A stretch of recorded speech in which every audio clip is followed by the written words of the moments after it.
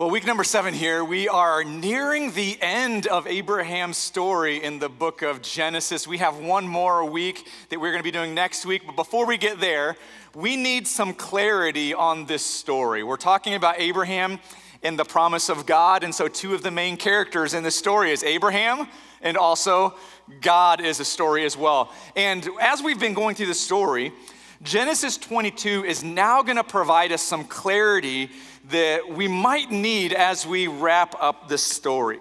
Some clarity that we need is on Abraham. The question I have with Abraham, and maybe you have this too, is this man going to be faithful or not?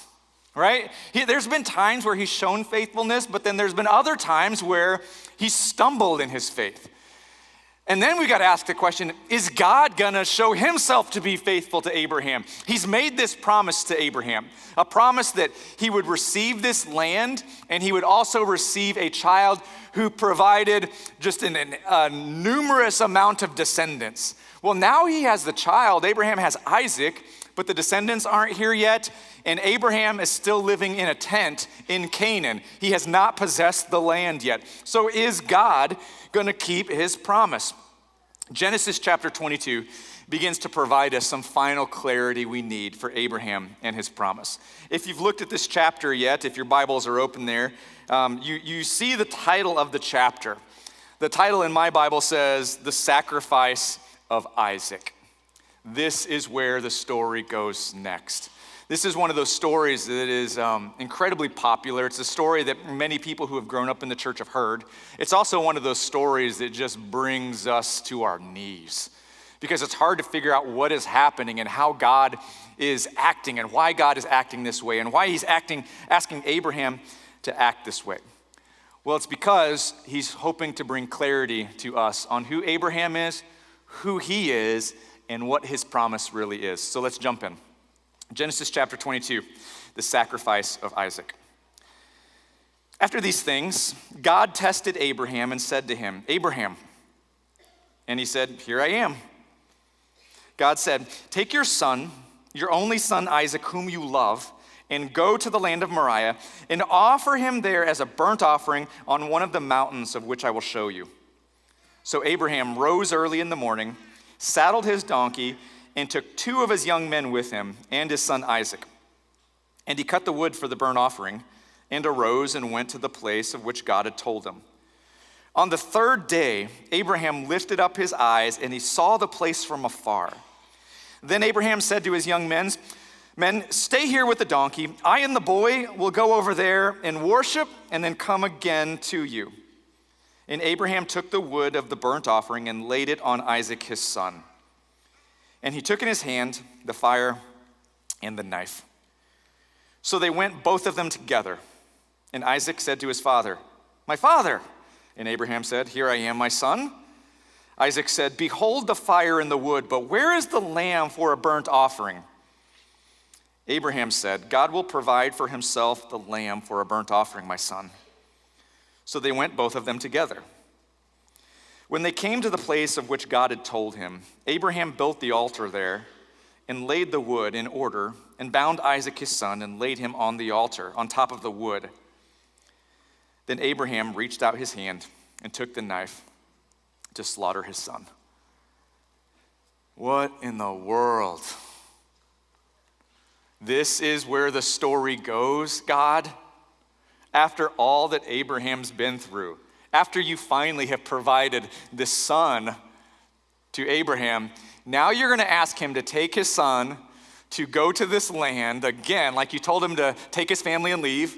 Now you're going to tell him to take his family and go to this place, and then you're going to kill the promise that you gave him?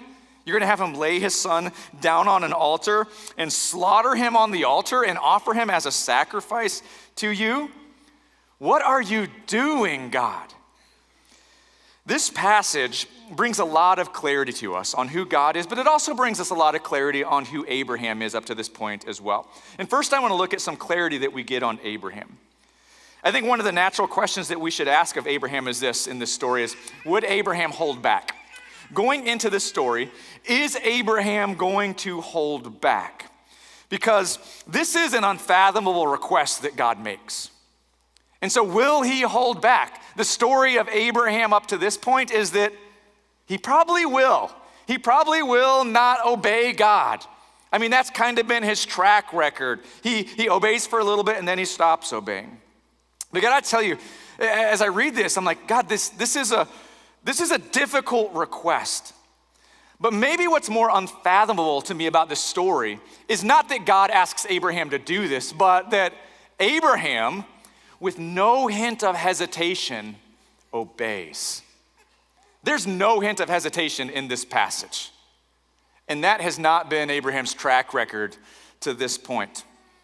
A lot of us, we look at this story and we're like, God, how could you ask Abraham to do that? Well, let's not forget that this isn't Abraham's first test, okay? We need to understand that right off the bat. Before God ever gets to this test, there has been a series of tests throughout Abraham's life that has led Abraham up to this moment and this test. And each test along the way forms Abraham and it tests his faith. And it also shows Abraham a little bit more about who God is. I mean, we see the test of him asking Abraham to leave his family behind and go to this new land I will show you. There's the test of family, but then there's the test of famine, where God shows him this land and there's a land in famine. And he says, settle this land. But what does Abraham do? He runs away from the land and he goes to Egypt. That was another test. Then there's the test of fatherhood. Abraham is told, you're gonna be a father. And so what does he do? He tries to figure it out on his own and he tries to use Hagar and Ishmael instead of his wife, Sarah. He's had tests, family, famine, fatherhood, and then he stumbled, or he held back, or he ran, or he schemed. Abraham tried to protect his future, his legacy, and his dream from God all along the way. He was given a promise, and then he tried to protect that promise from God's hands. God, I'll figure it out. I'll take care of this. I'll scheme and make this happen. Or I'll protect myself. I'll run and bring myself to safety. I'll create this family since I'm not sure that you can do it. Each test along the way, Abraham stumbles. And each test along the way, God proves himself to be faithful. And I think we got to ask ourselves the question as we kind of go through our faith and our life and our journey is, what tests are we going through and what tests have we gone through and what have they shown us about our faith? Maybe a great question to ask is, what are we holding back from God? Is there anything in your life that God has blessed you with and then you've grabbed a hold of it and you tried to protect it from God? Is there anything that you are holding back from God? Now, before you answer that question, you need to know this. Whatever the answer to that question is, God is going to ask for that thing.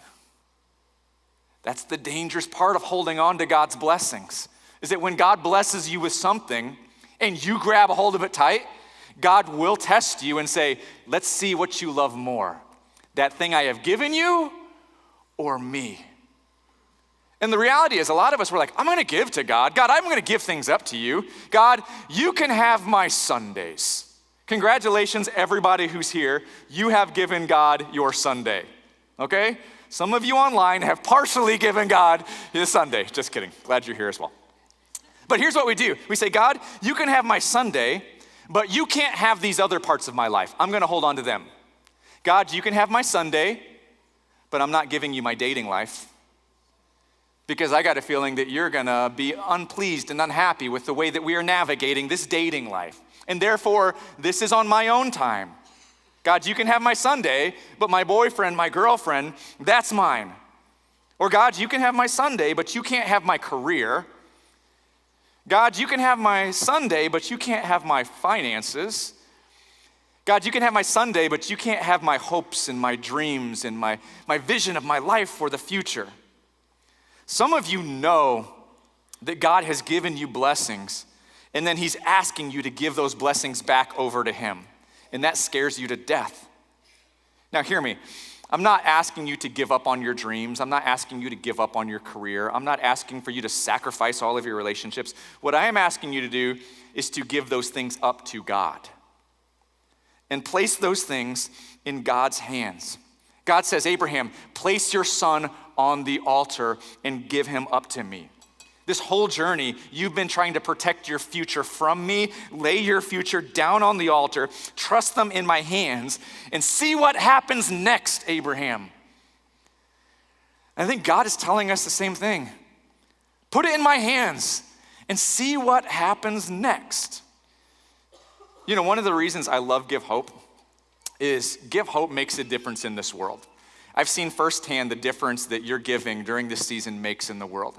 And many of you give sacrificially. You're giving your 10% regularly, and then come Give Hope season, you stretch it beyond that and give like unfathomable amounts to me because you know that your finances in God's hands makes a difference.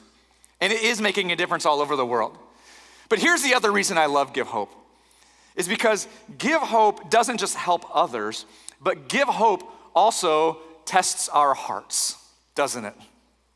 Some of you panicked whenever I told you it was Give Hope season, didn't you? Because there's a part of us, it's like, oh no, I have to make a decision on this. And there's something about the American mindset where finances is the thing that tests the American heart. Because we're like, God has blessed this, but I'm gonna hold on to it.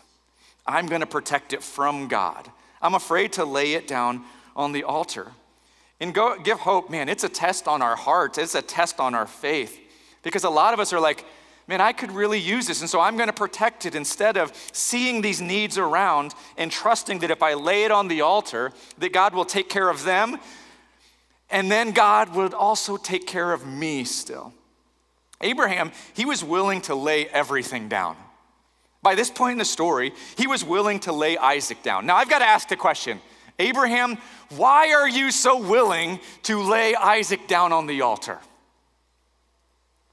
Why this time, with no hesitation, you lay him down on the altar? I mean, just last week, we looked at the story of Sodom, and when Sodom was on the altar, what did Abraham do? He negotiated, didn't he? He's like, oh, God, no. Like, let's talk about this. Let's work this out. And God was negotiating with Abraham. By the time we get to this point in Abraham's story, Abraham knew something about God. Abraham knew something about Isaac. He knew that he loved Isaac. And he also knew that he loved God. And what he knew about Isaac is that Isaac wasn't his. Isaac wasn't Abraham's dream. Isaac was God's dream in Abraham's hands. And that's the difference. When Abraham looked at his son Isaac, who was a miracle that came from the heart of God, Abraham knew that this boy is not mine. I love him. He's my only son, but he comes from God. And Abraham knew now from experience that God's things, God's dreams, God's promises never die. He saw that with Sarah and Sarah's womb. He thought her womb was dead, and God brought it to life, and now we have Isaac. And so now Abraham, with a faith in a resurrecting God, assumes that God is going to be a resurrecting God still, and he lays his son down on the altar. But not just his son, he lays his future down. He lays his inheritance down. He lays his name down. He lays his legacy down. He puts his son and all of this into God's hands on the altar. And unhesitatingly, he raises this knife. And in verse 11, we get clarity on God. It says this, the angel of the Lord called to him from heaven, Abraham, Abraham. And he said, here I am. And the angel said, do not lay your hand on the boy or do anything to him, for now I know that you fear God, seeing you have not withheld your son, your only son, from me. Abraham lifted up his eyes and looked, and behold, behind him was a ram caught in a thicket by his horns. And Abraham went and he took the ram and he offered it up as a burnt offering instead of his son. So Abraham called the name of that place, the Lord will provide. As it is said to this day, on the mount of the Lord it shall be provided. Would God come through? That's clarity Abraham needs. That's clarity we need. When it comes to the promise of God, will God come through? Church, I'm going to let you answer that. Will God come through? Yes. Do you believe that for Abraham? Yes, we've read the story. Do you believe that for you? Do you believe that for you? Abraham, he comes to this moment in time and he knows that God will provide. That's what he calls the place of that sacrifice. He says, this place will from here on out be known as the Lord will provide. And I think there's a few things he's beginning to understand about God and how God provides, and things that we need to understand as well. One question, when does God provide? You know what Abraham found out time and time again? God provides at the right time. Not your time, not somebody else's timing. God provides at his timing. I would have preferred that he provided before Abraham lifted the knife. I'm going to be honest with you. But God provides at just the right time. Who does God provide for? What Abraham begins to realize is that God provides to those who trust him and those who obey him. That's who God provides for. And if we're still asking, God, why aren't you providing for me? I think we need to ask ourselves the question, am I trusting and obeying him? And maybe a third question to ask is, why does God provide? Why does God provide?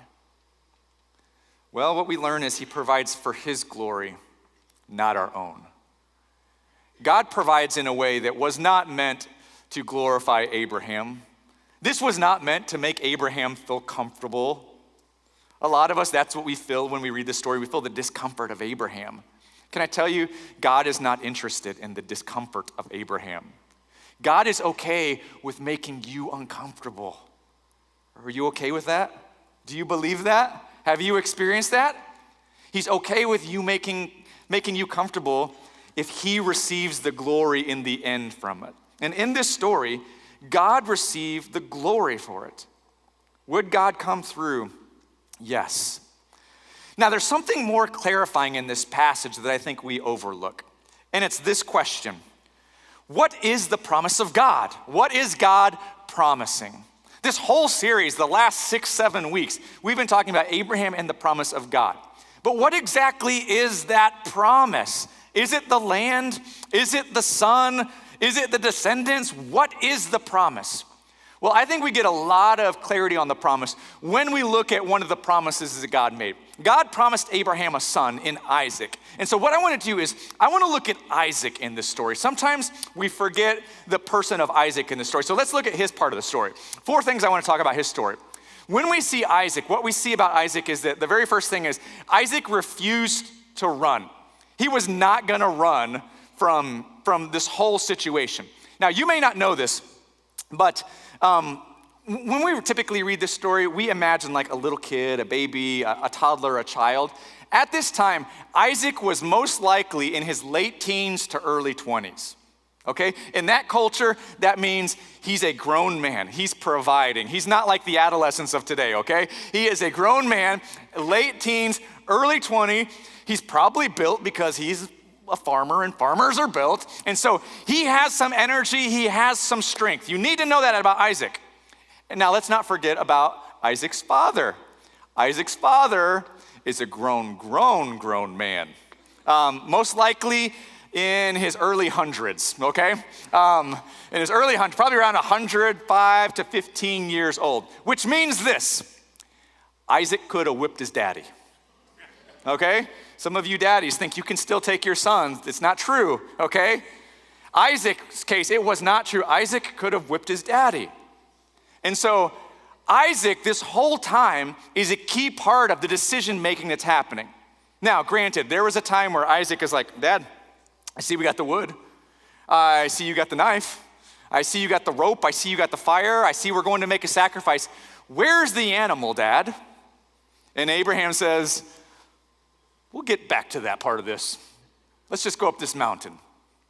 I guarantee you, the moment Abraham started wrapping Isaac in a rope, Isaac knew who the sacrifice was. At any moment, he could have run away. But what we get the sense of is that it wasn't just Abraham who had faith in this story. It was Isaac too. Isaac appears to have a relationship with God. Isaac appears to understand who God is. Isaac knows his story and where he came from. And so Isaac and Abraham do this together, both with a love for one another, a trust in one another, and a faith and an eyes and a hope and a trust and obedience that is set on God. Isaac refused to run as well.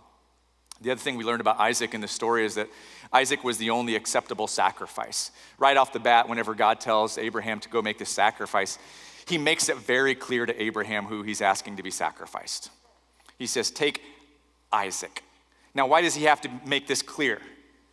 Because earlier in Abraham's story, whenever God would ask Abraham to do something, Abraham would try to get out of it with a plan B, didn't he?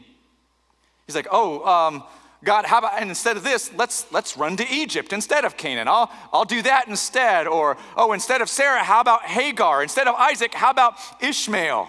And he always has a plan B. But now God comes along and says, I'm talking about Isaac. But God, that's my promised son. I know I'm talking about your only son. But God, this is the one I love.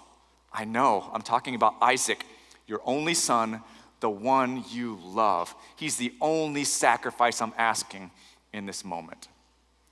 Third thing we learn about Isaac is that Isaac carried the burden. 5 times in the passage it talks about this wood that Isaac had to carry. It keeps popping up in the story. It's like the author wants us to know that wood is in this story. And this wood, it symbolizes this burden that's not just on Abraham, but this burden that is eventually put on Isaac. And Isaac is the one who's asked to carry that wood that he's going to be sacrificed on, to carry that bundle of wood up this mountain. Could Abraham carry it? No, I don't think so. I think that's why it says that he brought 2 other men with him to carry the supplies.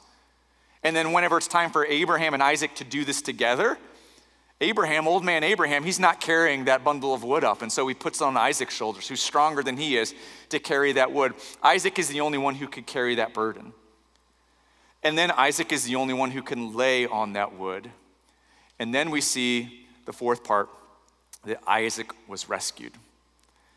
As Abraham lifts up that knife, we see a heart of God who steps in and says, Abraham, I'm not going to ask you to do this. Now, in this culture, child sacrifice would have been common. Abraham was familiar with this ritual. And now God is coming in and saying, Abraham, you need to know that I'm not like the gods of these nations. I would never and will never ask you to sacrifice another person's life like this. I'm different than the gods you've heard about. And God proves himself faithful by rescuing Isaac. You know, as we read this story, I think one of the questions we tend to ask is this, and maybe you've asked this question: do I have the faith to do what Abraham did? Anybody with kids in the room ever read this story and think to yourself, no way, nope, God, I believe, I trust, I follow Jesus. I've given my life over to Jesus. I tithe and I give beyond. I serve and I sacrifice, but when it comes to my kid, I am not able to do this. And then what immediately happens is we begin to feel guilty for that. We're like, man, is there this level of faith that I'm lacking, that I wouldn't be able to do that? Should I be willing to do that? Should I be able to do what Abraham did? Anybody ever ask that question of this passage? Can I tell you this? I don't think that's the question we should be asking of this passage. That's a very Western question to ask of the passage. Our Western mentality is very me-centric. We think that we are the main character in the Bible. Can I tell you something real quick? This is not about you. Did you know that? This book, all these stories, it's not about you. You are not the main character, you are not the hero, and you are not the villain in any of these stories. You know who this book is about? It's about Jesus. That's who this book is about. And so when we start to ask the question of, would I do what Abraham did? I don't think that's the right question to ask. I think we need a more God-centric reading of this passage. A far superior question to ask is this: would God do what Abraham did? Would God step into the shoes of Abraham and do what Abraham did? Don't put yourself in Abraham's shoes, put God in those shoes, and then re-ask the question and tell me the answer. Would God do what Abraham did? The answer is, he did. He did. Let me flip the script of this story real quick. Jesus, let's put him in the passage. Let's put him on the altar. Jesus refused to run. You know the story of Jesus, right? How he was crucified. He was captured from a garden while he was praying. A group of soldiers whipped him and beat him and nailed him to a cross and watched him die. And you know this about Jesus, right? That he had all the power in the world and beyond at his fingertips. If he wanted an angel to come down and stop it in that moment, like the angel did for Abraham and Isaac, he could have called that angel to come and rescue him. But instead, when Pilate is questioning him, he's not defending himself. He doesn't run. When they start to beat him and nail him, he doesn't run. Jesus refused to run. Maybe it wasn't Isaac who was the only acceptable sacrifice. Let's put Jesus in here. Jesus, he's the only acceptable sacrifice. Jesus is the only one who can die on the altar for your sins. Some of you think there's other things that could take the place of Jesus, right? Maybe I can receive forgiveness if I just try a little bit harder. Let me just put my works on the altar. Maybe I can receive forgiveness and grace if I just give a little bit more, if I just change my personality, or if I start over and try to do things. Maybe I can be the one who can be an acceptable sacrifice. I'll take the punishment. Put it on me. But what we learn about Jesus is that Jesus is the only acceptable sacrifice. He's the only one who ever walked in our footsteps without ever sinning, without ever messing up. He's the perfect sacrifice. He's the perfect lamb. He's the only acceptable one. What about the burden? Jesus carried the wood on his back. The wood in the story, it doesn't just represent burden, but the wood represents sin. And a lot of us think we can carry our own sin. A lot of us think that we can walk up that mountain and meet with God and carry our own sin. And that on that day, we're going to come before God, and God's going to say, you messed up and you've sinned. And we're going to say, I know, but I tried really hard. And I also wasn't as bad as this person. And that's our way of just carrying our own sin. Can I tell you that you are not strong enough to carry your own sin? Only Jesus is strong enough to carry your sin for you. And so that sin was put on his back.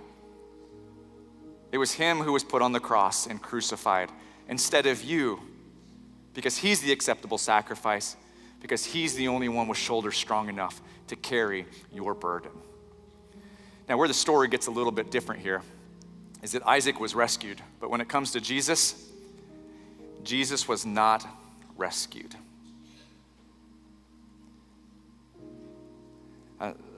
Often I'll read this story and my fatherly heart will just feel for Abraham. I've got a son who's 9 years old, and I'll feel for what Isaac had to go through. But then I'll be reminded that this story is not about me, it's not about my son, but it's about God and his son. And then my heart begins to break for God, who in this moment, we see Isaac laying on the altar. What do you think God sees laying on the altar? He sees Jesus, because God knows what's coming. Centuries from now, it's going to be his son who was bound up, laid on the wood. And a day is coming when a hammer would be raised and there would be no angel there to stop it. No intervention, nobody to keep his son from experiencing the pain that Isaac was rescued from. God knew, looking at Isaac, that his son would be whipped. Jesus would be beaten. Jesus would be spat upon. His hands would be nailed. His feet would be nailed to the cross. His son would cry out in agony. His son would bleed. And then his son would die on the altar. And we would be the ones holding the hammer. And we would be the ones calling for the death. We would be the ones calling for the sacrifice. But for Abraham, God steps in and says, I'm not going to let you do that. That's a burden I am choosing to carry for you. And we need to know that we are the ones who went through with what God didn't go through. So before you judge God, maybe we need to look inward and see that the hammer's in our hands. But even still, in that moment, with his son laying on the altar, dying for our sins, God still demonstrates his goodness and his faithfulness. Because he raises his son from the dead. And then he looks across the crowd that's yelling, "Crucify him," and says, "For any of you who believe in him, I forgive you. And I'll raise you from the dead as well. And I'll give you life as well." And even then we begin to realize that nothing placed in the hands of God would ever die. God dreams don't die on altars. God dreams don't die on crosses. And the question is, do you believe in Jesus? Do you believe in the Son who died on the cross?